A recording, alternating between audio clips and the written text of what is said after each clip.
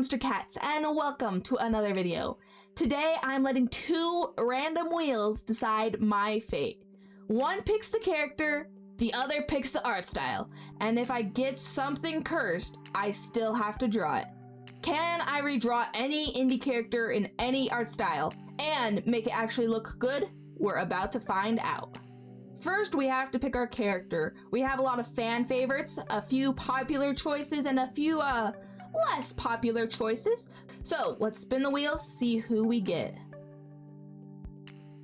No, Rob! Come on! The lamest character on the board? Alright, fine. I can deal with this. His art style is pretty unique, so if we mix it with any of these art styles, it's bound to be cool. So let's see which show or art style we get. Lackadaisy, alrighty then. He's already an animal character, so this shouldn't be too difficult, I don't think. Okay, I'm not going to lie. When the wheel landed on Rob in Lackadaisy style, my expectations were pretty low. I was using cat references for a mouse. There was no way this wasn't going to be cursed. At least that's what I thought. But the more I sketched, the more it kind of worked. Lackadaisy doesn't have mice characters. It's all cats. But weirdly, the feline anatomy translated pretty well. So instead of fighting the style, I leaned into it. I looked at rounder cat faces, especially the softer muzzle shapes, and borrowed those to build Rob's structure.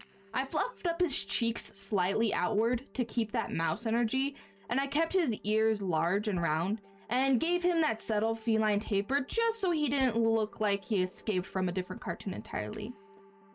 I made him just a little pudgier than your average Lackadaisy cat since he is a stubby little guy, but I had to be careful not to overdo it. There's a fine line between stylized and why is this mouse inflated?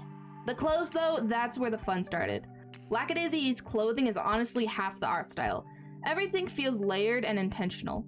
My original Rob reference had clothes, but I had to throw some pants on that wacky little freak. And listen, I did my best with the textured shading. Did I 100% nail it? No. Those artists are built differently. If I knew what brushes they were using, then maybe things would be different. But I think I captured enough depth that he could just walk into a bar and start causing problems for the main characters.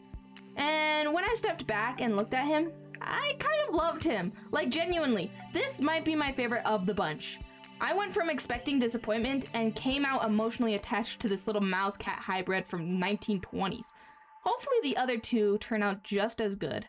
Alright, let's see who's next.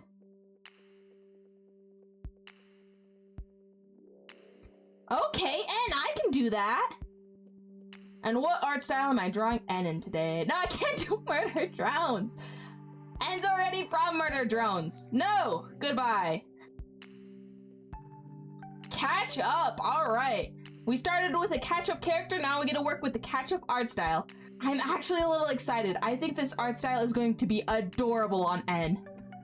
All right, next up is N in the catch-up style. When I saw this spin, I thought, oh, this is going to be adorable. And it is cute, but something feels off, and I can't explain why. So Ketchup has these really charming animal-inspired background characters.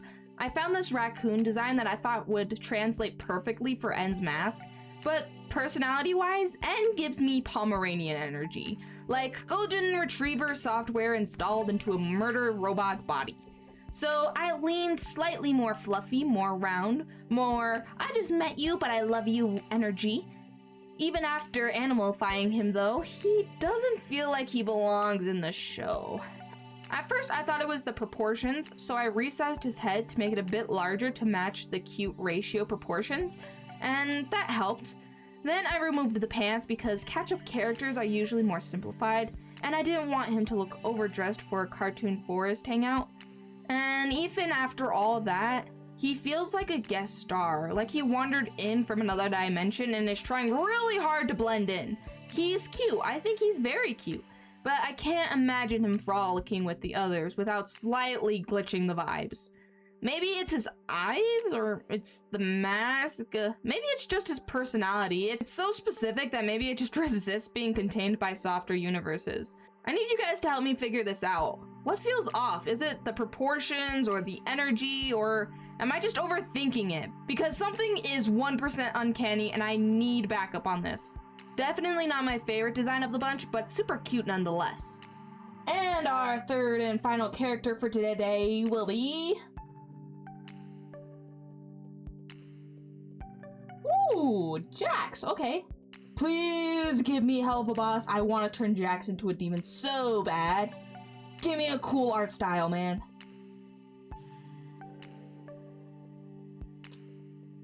Hell of a Boss. Yes, I want to turn Jax into a little demon. I'm so excited for this.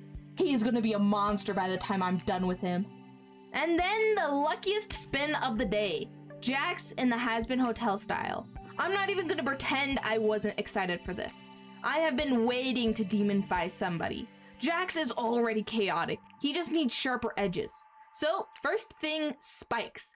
More jagged fur, sharper silhouettes. Has-Been Hotel characters are all about strong shapes and exaggerated features. So I pushed everything upward and outward. And of course, the teeth. You cannot do Has-Been without dramatic, sharp, slightly concerning teeth. It's basically a law. Jack's color palette was a bit too monotone, so I cranked up the saturation to help. Now, here's where I hit a creative wall. Has-Been designs are heavily inspired by the character's sins, vices, or death. But we don't actually know Jax's full backstory like that, and I didn't want to completely redesign him. The challenge was to switch his art style, not rewrite his lore. So instead, I just spiced up his original design slightly. I added some subtle symbolism. The stripes on his arms were inspired by angel dust, and they represent locks, because Jack is emotionally locked away, and also, he's literally obsessed with keys, so I also gave him a key earring too. Was it subtle? No. Do I care? Also no. And then I may have taken it one step further. I split his face in half with white. It's not canon, it's not the original design, but it visually pushes his two-faced personality, the playful trickster versus his scared counterpart. This one had the most thought put into it. Even if it's not a perfect one-to-one Has-Been translation, it feels intentional, it feels well designed, at least I hope so. And honestly, it might be the most complete transformation of the three. I think the extra symbolism really sells it. Let me know if I took Jax's design too far or if it's just right. Which was your favorite of the three characters, and should I draw more characters in the future? As always, I love to hear your guys' thoughts, and with that, I will see you guys later.